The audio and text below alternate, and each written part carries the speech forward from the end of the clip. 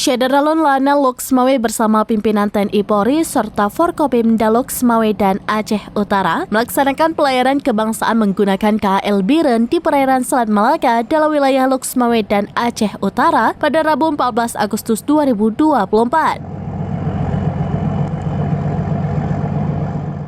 Pada pelayaran kebangsaan dalam rangka memeriahkan peringatan HUT Kemerdekaan Republik Indonesia ke-79 itu juga dilakukan pembagian tiang dan bendera merah putih sebanyak 150 buah kepada nelayan yang sedang menangkap ikan.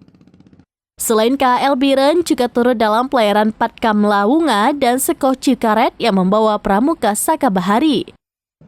Dalana Loksmawe, Kolonel Laut Pelaut Andi Susanto didampingi Ketua Cabang 6 Korcap IDJAI Nyonya Yuanita Andi Susanto juga mengundang pimpinan TNI Polri, Forkopimda, pimpinan instansi di bawah kementerian dan lembaga, serta BUMN dan masyarakat nelayan Loksmawe dan Aceh Utara. Kibaran bendera di tengah laut tersebut menunjukkan semangat dan jiwa nasionalisme serta merupakan simbol kedaulatan NKRI yang akan ditancapkan hingga perbatasan negara di Selat Malaka.